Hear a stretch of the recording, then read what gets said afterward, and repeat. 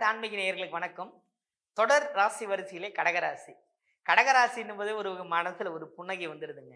ஏன்னா ராமபிரானோட ராசி, லக்னம் எல்லாமே உயர்ந்த ஒரு பேரும் புகழும் பெற்ற அரசியல் தலைவர்களோட ராசி அதுதான்.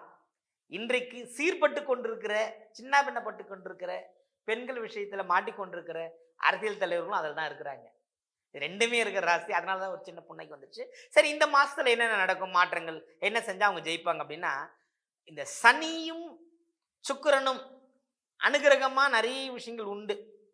இடம், பொருள் எல்லாமே கிடைக்கும். புரியுதுங்களா? தடை, இடை. தடை இருக்கலாம், இடையில தடை வரக்கூடாது. இடைனா என்ன? தேவையில்லாம இடைச்சொல்கள் இருந்தா நிறைய பிரச்சனைகளை சந்திப்பாங்க கடகராசிக்காரர்கள். நிறைய விஷயங்களை தனவரவு உண்டு, பொருள் அபரிதமாக வரும். பற்றாக்குறை பட்ஜெட் இந்த மாதம்.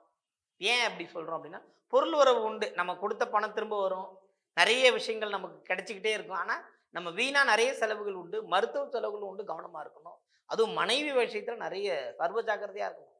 மனைவியே கண்கண்ட தெய்வம். கடகராசி ஆணா இருந்தால் பெண் தெய்வம், பெண்ணா இருந்தால் ஆண் தான் தெய்வம். இடையில யாராவது சேர்த்தீங்கன்னா நீங்கள் மாட்டிக்கிட்டீங்க.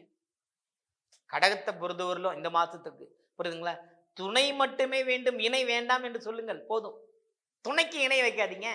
துணைக்கு இணை வச்சா இன்னைக்கு பதில் சொல்லிட்டு இருக்காங்க பாருங்க நிறைய பேர்.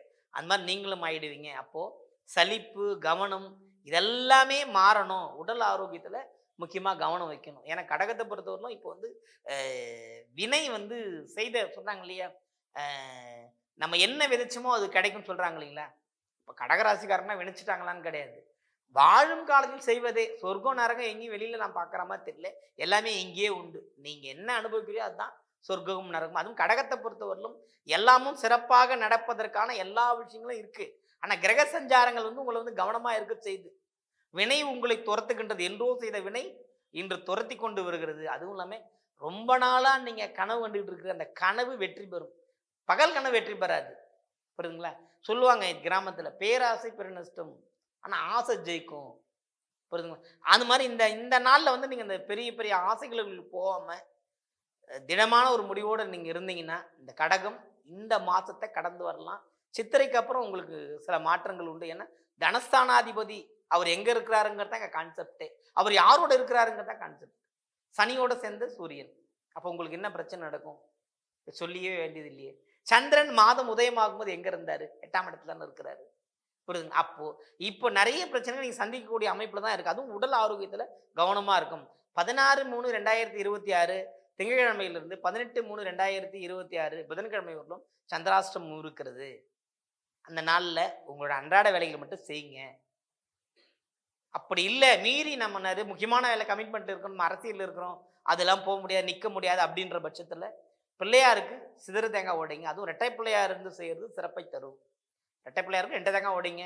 எந்த பிரச்சனையும் ஆரம்பிக்கும் போது 16ஆம் தேதியே உடைச்சிருங்க. ரொம்ப ஹாப்பியா இருக்குங்க, சந்தோஷமா இருக்கலாம். நிறைய பிரச்சனைகள் மீண்டு வருவதற்கான வாய்ப்புகள் நிறைய இருக்கு. இதுக்கு பரிகாரம் அப்படின்னு பார்த்து குற்றாலம் குற்றாலீஸ்வரர் ரொம்ப ரொம்ப ரொம்ப ரொம்ப ஃபேமஸ். எல்லாரும் போயிருப்பாங்க. இன்னொரு கோவில் சொல்ல போனீங்கன்னா புதுக்கோட்டை மாவட்டத்துல மங்கள மங்கள பிள்ளைமங்கலம், புதுக்கோட்டை மாவட்டம் பிள்ளைமங்கலம் அப்படிங்கிற அம்மன் பொன்னழகி. பேரே எப்படி பார்த்தீங்களா? புதுக்கோட்டை மாவட்டம் பிள்ளைமங்கலம் பொன்னழகி அம்மனுக்கு போய் ஒரு அபிஷேகம், ஒரு ஆராதனை, முடிந்த வரையில் ஆடை தானம். முக்கியமா இந்த கடகத்துக்காரங்க ஆடை தானம் கொடுக்கும்போது நிச்சயமா நீங்க ஜெயிப்பீங்க. இன்னும் அடுத்த கட்டமா என்ன போனா, என்ன சாதம் கொடுத்தா, இல்லை என்ன உணவு கொடுத்தா, ஏன்னா கடகமே உணவுன்றோம். கடகமே சந்திரன் உணவுன்ற. அப்போ என்ன கொடுத்தா நம்ம ஜெயிக்க முடியும்னா கற்கண்டு சாதம் அன்னைக்கு கொடுத்து பாருங்க. வாழ்க்கை அப்படி இந்த மாசத்துல நீங்க எந்த கஷ்டப்பட தேவையில்ல. கடகத்தோனுக்கு இருக்கிற எல்லா பிரச்சனையும் தீர்ந்துடும். நண்டு கோணையாதான் போகும், போற பாதை நேரா இருக்கும். ஞாபகம் வச்சுங்க, கடகத்தோ அப்படிதான் இருப்பீங்க. அதுவும் இன்னும் குறிப்பா சொல்லப்போனா வடக்கு முகம் பார்த்த பெண் தெய்வ வழிபாடு கடகத்தை சிறப்புற வைக்கும். எங்கெங்க போறது வடக்கு முகம் பார்த்த? ஐயோ நிறைய கோயில் இருக்குங்க. வடக்கு முகம் பார்த்த அம்மன் நிறைய கோயில் இருக்கு. குறிப்பா சொல்ல போனா கிழக்கு முகம் பார்த்த பெண் தெய்வங்கள் அங்காள பரமேஸ்வரி ஆலயம் இருந்தா அங்க உள்ள பாத்தீங்கன்னா உள் பிரகாரத்துல இருக்கிற தெய்வம் வடக்கு நோக்கி தான் வச்சிருப்பாங்க.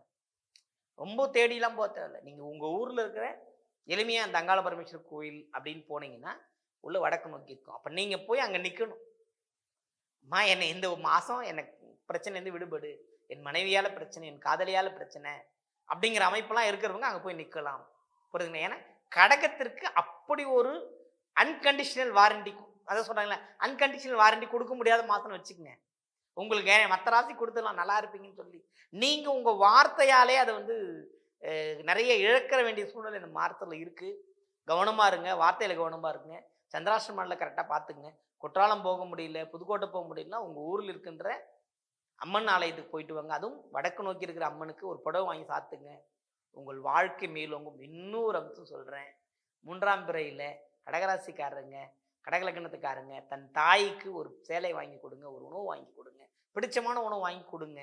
அன்னை இல்லை என்றால் அன்னை வயதில் இருக்கின்ற அம்மாவுக்கு யாருக்கோ ஒருத்தருக்கு வாங்கி கொடுங்க.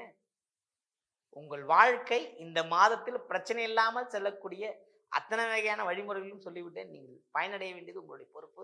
கடகத்தை பொறுத்த மட்டும் இந்த மாதம் ஒரு 50% வெற்றி, 50% நல்லதல்லாத விஷயங்கள் நடப்பதற்கான வாய்ப்புகள் உண்டு. கவனமும் எச்சரிக்கையோடு இருந்தால் வாழ்க்கையில் மேலும் மேலும் வளரலாம். வாழ்த்துக்கள். வாழ்க வளமுடன்.